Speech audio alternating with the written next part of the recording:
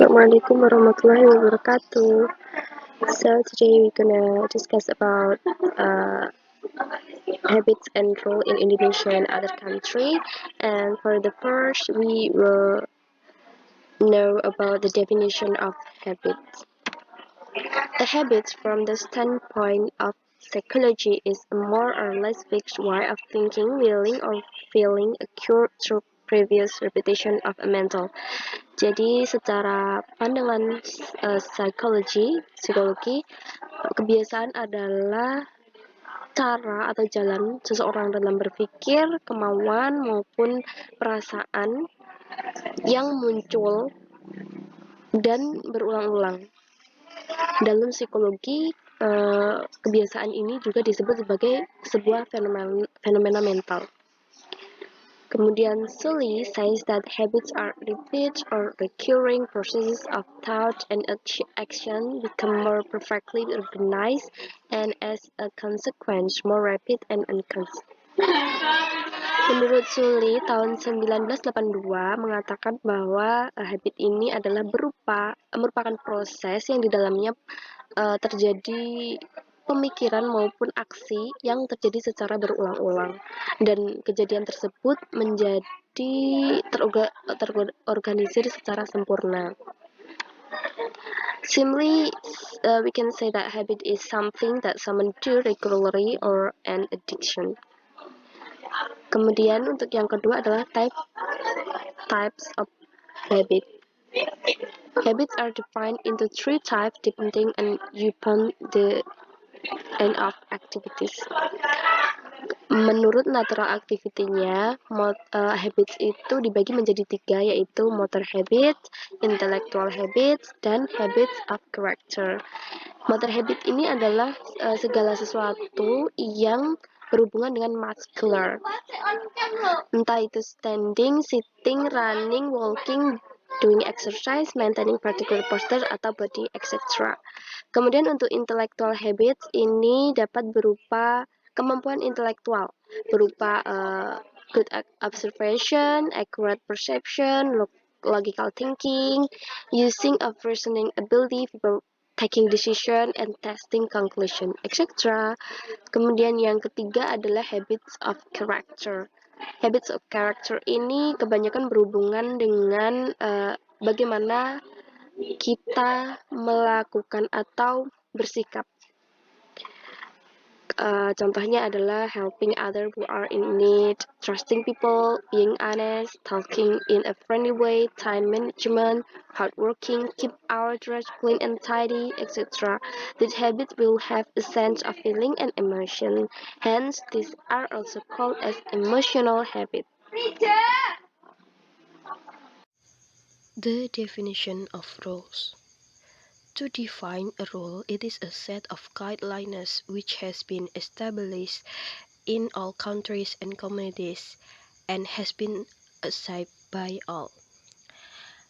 Jadi untuk peraturan sendiri adalah seperangkat pedoman yang telah ditetapkan di semua negara dan komunitas yang telah diterima oleh semuanya. The types of rules can differ from one country and community to another. The rule differences are affected by factors like belief, social interaction, policy, and the type of government. Jenis aturan dapat berbeda dari satu negara atau komunitas dengan yang lainnya. Perbedaan itu dipengaruhi oleh beberapa faktor seperti kepercayaan, interaksi sosial, kebijakan, dan jenis pemerintahan. Do we need rules? Rules are needed because situations involving more than one person usually require rules to regulate and control them. Think of your school or workplace or home, for example. If there were no rules, how would this area of your life change? Jadi, rule ini sangatlah diperlukan. Pikirkan atau bayangkan bagaimana kehidupan ini akan berubah apabila tidak ada aturan.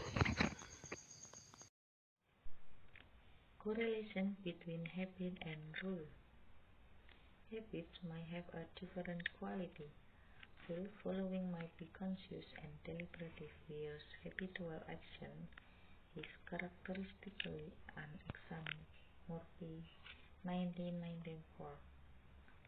Kebiasaan mungkin memiliki kualitas yang berbeda. Mengikuti aturan mungkin sadar dan masyarakat, sedangkan tindakan kebiasaan secara karakteristik tidak diperiksa. Rules basically do not have the quality of being self-driving or autonomous, but obviously with repeat application, a rules can become a habit. It's usually easier to break a rule than to change a habit, because our awareness of our own habits is often incomplete, and they have a self-driving character because they have become unconsciously established area of our nervous system. Aturan pada dasarnya tidak memiliki kualitas mengemudi sendiri atau otonom, tetapi jelas. Dengan penerapan berulang, aturan bisa menjadi kebiasaan. Biasanya lebih mudah untuk melanggar aturan daripada mengubah kebiasaan, karena kesadaran kita akan kebiasaan kita sendiri seringkali tidak lengkap, dan mereka memiliki karakter self-driving karena mereka secara tidak sadar telah menjadi mapan area sistem saraf kita. Okay, the next material of habits and rule in Indonesia. Before we get into anything further, this is an important disclaimer. Indonesia is a singular term that names a particular nation, but there nothing uniform about its cultures. There are at least 300 ethnic groups in Indonesia, each with their own set of customs and distinctive cultural objects. That doesn't mean there aren't any similarities or tendencies between one culture to the others, but when reading this phrase, keep in mind the diversity that comes with it. Often what considered as Indonesian culture is in fact an image of a dominant one or reflect an amalgamation of culture and similar cultures. Next, habits and rules in Indonesia as general. Greeting. A nod or slight bow is the usual form greeting. Jadi, greeting sering sekali menjadi kebiasaan orang-orang Indonesia, seperti berjabat tangan pada saat berkenalan, mengucapkan selamat, dan lain sebagainya. Next, angels and conversation. Traditional Indonesian culture emphasizes the need to live in harmony. Jadi di Indonesia itu kebanyakan orang jika marah, mereka akan meluapkan kemarahannya dengan cara membanting pintu, membanting apapun yang ada di sekitarnya. Nah, untuk orang barat mungkin kebiasaan ini akan dikatakan sangat kasar, karena hal tersebut bisa dikatakan seseorang itu tidak dapat mengendalikan emosinya pada saat mereka marah. Next, burping. It is not considered impolite to burp and can even be regarded as a sign of appreciation of a good meal. Therefore, Indonesians generally do not accuse themselves after burping. Jadi kebiasaan bersendawa itu sering menjadi kebiasaan orang Indonesia yang tidak bisa lepas begitu saja. Mungkin kalau untuk orang barat mungkin hal tersebut akan dikatakan kurang sopan. Next, holding hands atau berpegang tangan. In Indonesia, it is not uncommon for people of the same gender to hold hands when walking together. Jadi bisa dikatakan hal ini tuh sering terjadi di Indonesia. Bahkan bisa dikatakan jika mereka berpegang tangan itu bisa diartikan sebagai tanda persahabatan. Next, pitching of children.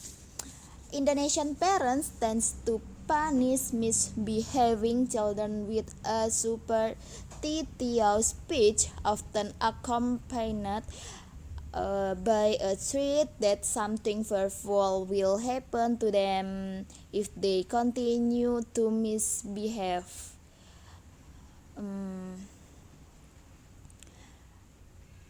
Jadi kebiasaan orang tua di Indonesia, apabila seorang anak atau anak mereka melakukan kesalahan, di situ orang tua akan bertindak seperti mencubit anak mereka agar membuat anak mereka itu merasa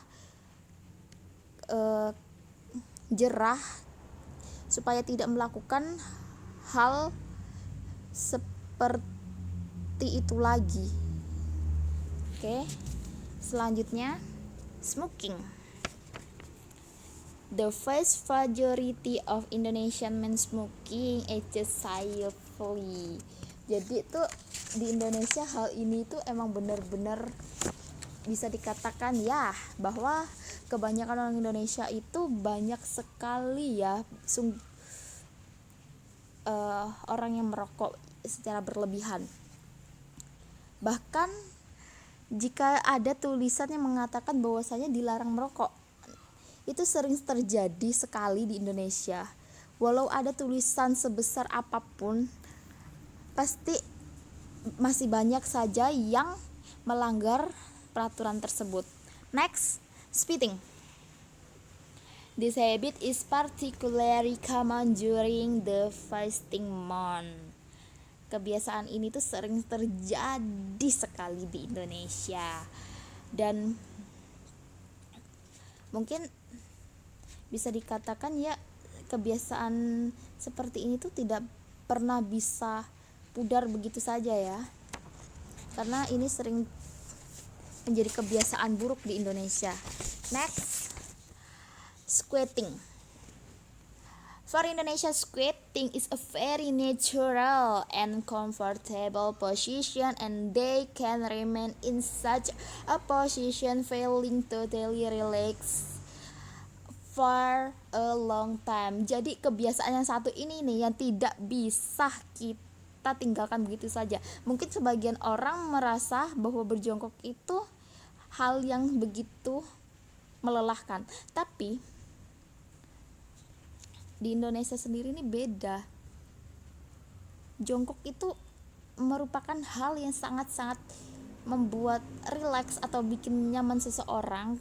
Bahkan ini sering terjadi. Bahkan kita masih bisa melihat ya teman kita mungkin pada saat nongkrong masih suka berjongkok gitu.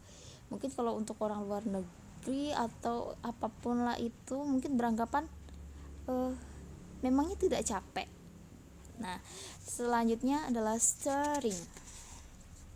In Indonesia culture, it is not considered impolite to stir. Nah, dalam kebudayaan Indonesia menatap orang itu dianggap tidak sopan. Ya, benar sekali, tidak sopan. Mungkin ya kadang-kadang kalau kita keluar itu akan merasa kayak seseorang yang lewat itu adalah objek utama kita menatap mereka, tapi itu sebenarnya tidak sopan dan itu masih sering terjadi. Next, using of the left hand. Nah, throughout Indonesia society, the left hand is used for toilet. Jadi kebudayaan Indonesia atau kebiasaan yang sering terjadi di Indonesia itu menggunakan tangan kiri pada saat melakukan sesuatu yang bisa dikatakan untuk tugas pembersihan ya di toilet gitu. Bisa jadi ya. Karena ada juga yang beranggapan bahwa orang Indonesia akan dikatakan tidak sopan bahwa menerima sesuatu dengan menggunakan tangan kiri, karena itu tidak bisa dikatakan tidak menghargai pemberian dari orang lain. Next, family are as close as they come. Religious commitment come first. Indonesia has 100 of traditional belief system. Indonesian are collective. Indonesian loves species, savory food, and Indonesia celebrates everything also traditional.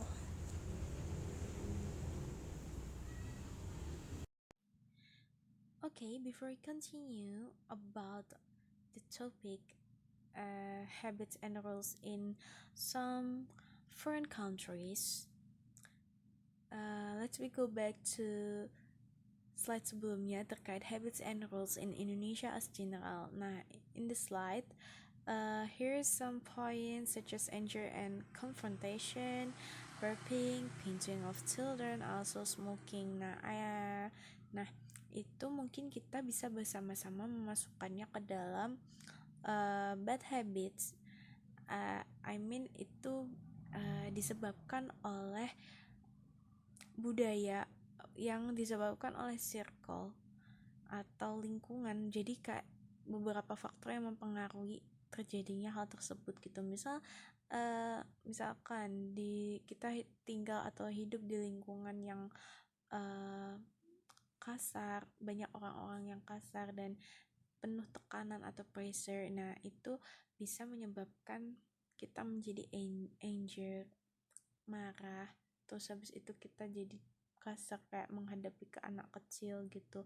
Nah, itu kan sebenarnya karena apa ya, di Indonesia kan sebenarnya itu diajarkan di tiap budaya pasti itu ada nilai-nilai cinta kasih gitu loh.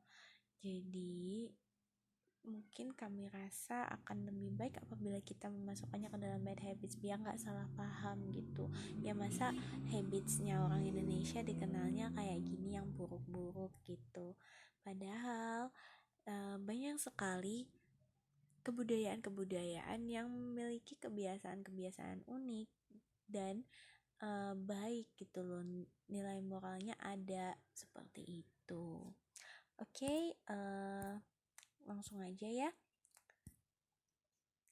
We discuss about habits and rules in foreign countries. Jadi kita akan membicarakan tentang kebiasaan dan aturan di beberapa negara asing atau di luar negeri. For the first, we want to talk about eating habits and ethics. Jadi ada etika dan kebiasaan ketika makan in some continents, di beberapa negara, di beberapa benua dan juga negara-negara. For example, ini in some points, firstly about Asia. Jadi di Asia itu di beberapa negaranya mereka lebih sering menggunakan chopstick untuk makan atau sumpit. For example, in Indonesia biasanya kalau makan mie ayam itu pasti ada kayak ada sumpit-sumpit gitu di situ. Terus di Korea, Jepang, terus abis itu di negara Cina itu juga mereka makan nasinya pakai sumpit seperti itu. And then in Europe, of course it use knife and fork, jadi itu menggunakan pisau dan garpu seperti itu. And then clean right hand in some countries, itu kalau biasanya menggunakan tangan kanan, di beberapa negara itu menggunakan tangan kanan yang bersih tentunya itu. For example, of course in Indonesia itu juga ada. Terus habis itu di negara-negara Melayu seperti Malaysia, kemudian Thailand, dan juga ada yang di India pun juga ada yang makan pakai tangan seperti itu. And also use common plate. First about China. In China, never flip a fish. Jadi ketika kita makan di Cina itu, kita tidak boleh membalik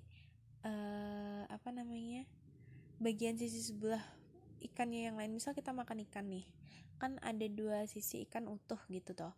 Terus habis itu kita makan yang bagian atas. Terus abis itu kan dia tidur ikannya tuh kalau di piring. Nah itu kita makan yang bagian atas. Nah kan nanti akan kelihatan duri sama dagingnya. Nah biasanya kalau kita makan kan pada umumnya kan nanti kita akan membalik gitu loh, kita malas nyopot durinya kayak gitu. Nah kalau di Cina itu tuh kita nggak boleh membalik kayak gitu. After eating one side while we flipping a wolfish is considered bad luck. Jadi ini bisa kalau kita makan di sana, makan di Cina, makan ikan terus kita balik itu tadi, itu tuh bisa dikaitkan dengan mitos akan mendapat malapetaka kayak gitu. As it's associated with a capsized atau terbalik fishing boat, and it makes total sense. Instead, remove the bones completely if you want to get to the other side. Nah, jadi kita harus memisahkan tulangnya dan dagingnya gitu. Jadi pokoknya tetap dalam keadaan yang semula ketika kita makan, jadi nggak boleh dibalik gitu. And then feel free to burp while eating. Jadi kalau di Cina seperti itu. And the next is in UK or United Kingdom. You should be classy, for example, to eat soup. Jadi kita itu makannya harus benar-benar bukan beretika, kayak benar-benar sopan dan dijaga banget gitu. You have to tilt atau memiringkan the bowl away from you and scoop away from you as if to say, I had this soup, I couldn't possibly eat it, before giving in and sipping from the side of your spoon. And the next is in Thailand and Korea. In Thailand, don't stick forks in your mouth. Jadi jangan kita itu garpunya kita pakai untuk makan.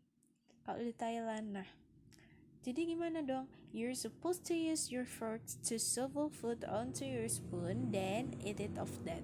Jadi kita itu mindahin. Jadi garpunya di sini berfungsi untuk mindahin makanan yang udah dipotong itu tadi, pakai sendok sama garpu kan.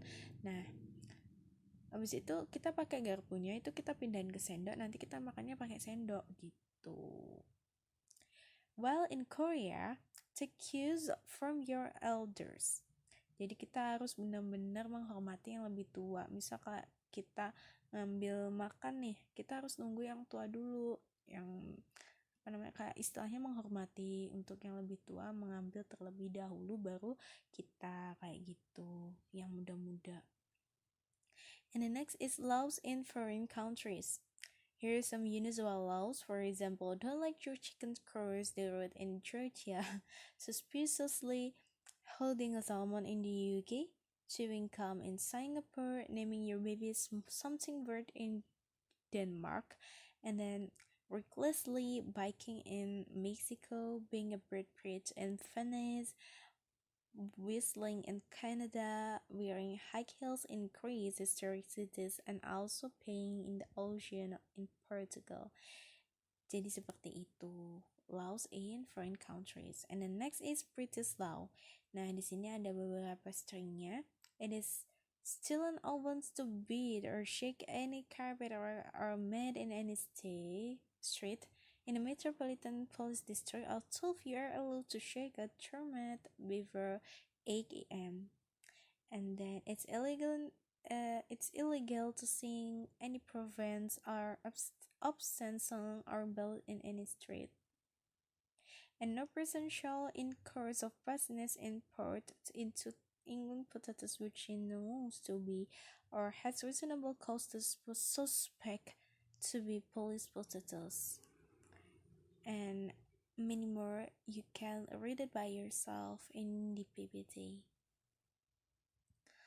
Okay, that's enough from us. Thank you very much for your kindly attention, and we're sorry that we have a lot of lag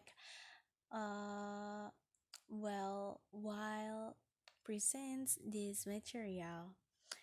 Okay, please correct us if we are wrong, and see you on the next meeting, and wassalamualaikum warahmatullahi wabarakatuh. See ya.